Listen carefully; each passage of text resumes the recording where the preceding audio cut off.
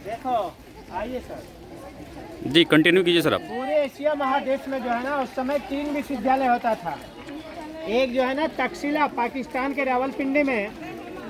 तक्षशिला ना, जैसे तुम लोग का स्कूल में छात्रों को ट्यूशन फीस देना पड़ता है ना, उसी तरह से तक्षशिला में भी छात्र लोगों को ट्यूशन फीस देना पड़ता था।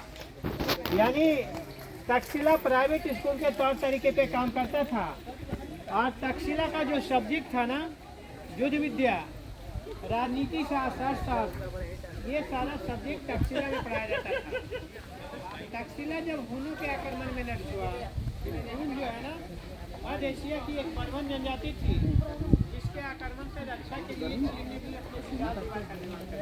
तो तक्षशिला जब हुन लोगों के आक्रमण में नष्ट हुआ, नालंदा की ख्याति में आदमी जा पावा। नालंदा यहाँ, जिसको अभी तुम लोग देखने जा रहे हो, और विक्रमशिला बिहार राज्य के भागलपुर जिले में थी, जिसका स्थापना 8वीं शताब्दी में पाल राजा धर्मपाल ने किया था। कौन किया था विक्रमशिला का स्थापना? हाँ, तो ये नालंदा शब्द जो है ना, 2 शब्दों के मेल से बना है।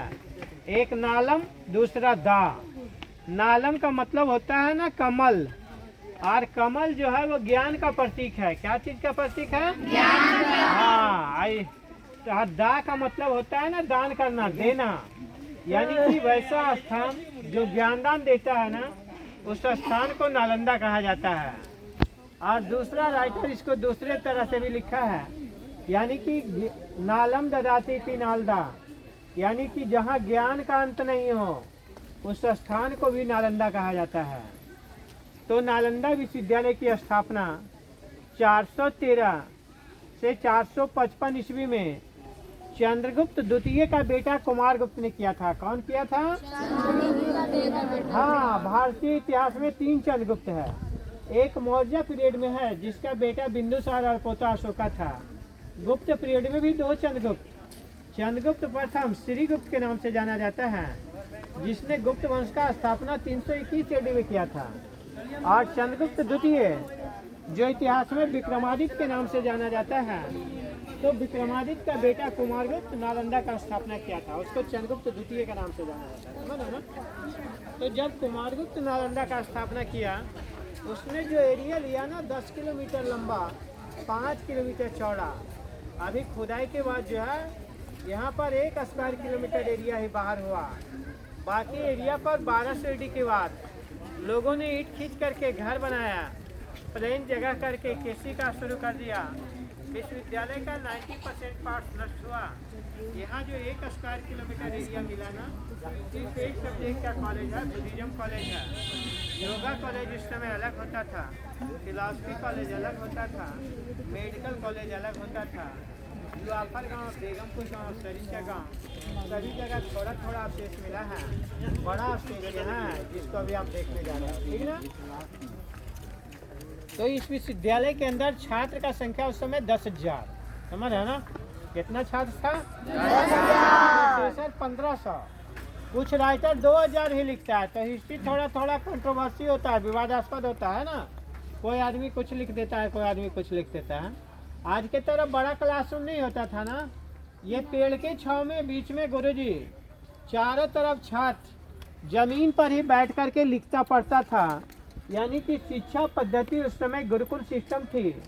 नालंदा, तक्षशिला और विक्रमशिला तीनों विश्वविद्यालय का आज भी जो हमारा शांति निकेतन है ना, वहाँ गुरुकुल सिस्टम से पढ़ाई होती है। इस विश्वविद्यालय का जो मेन सब्जेक्ट हुआ करता था ना, Buddhism, yoga, astronomy, philosophy, medical science ना उस समय हर्बल होता था, आयुर्वेद, वेद वेदांत। और उस समय की जो भाषा होती थी ना, पाली। यहाँ हिंदी, संस्कृत और इंग्लिश में नहीं पढ़ाई होता था, सारा सब्जेक्ट का पढ़ाई पाली भाषा। और उस समय की लिपि जो होती थी ना, ब्राह्मी लिपि होती थी। विश्वविद्यालय के जो मेन प्रोफेसर थे, उनमें से नागार्जुन, शीलवाद, आतिश दीपंकर, पद्म संभव, शांत रक्षित, धर्मकीर्ति, धर्मपाल, असंग, बसुबंधु आदि विश्वविद्यालय के मेन प्रोफेसर होते थे। विश्वविद्यालय के अंदर जो है ना 3 लाइब्रेरी भी होती थी। बड़े लाइब्रेरी का नाम रत्न सागर, दूसरा लाइब्रेरी रत्न दधी और तीसरा लाइब्रेरी रत्न रंजन। उस समय जो किताब बनता था ना, पेपर का नहीं बनता था, ताड़पत्र, भोजपत्र पुस्तक के रूप में इस्तेमाल होता था। रत्न सागर लाइब्रेरी 9 मंजिला इमारत होती थी, जिसमें 9 करोड़ पुस्तक होता था।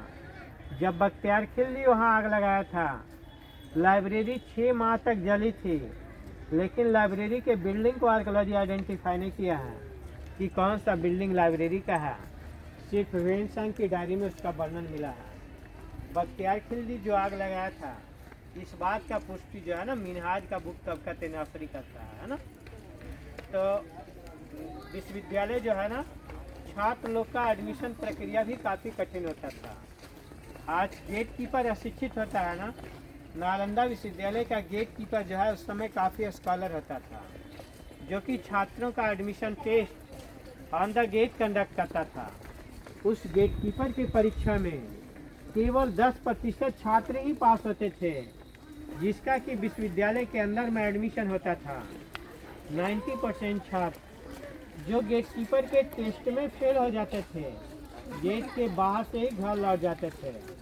आप सोचो, जिस विश्वविद्यालय का गेट कीपर ही इतना स्कॉलर हो, उस समय प्रोफेसर प्रिंसिपल में क्या क्वालिटी रहा होगा।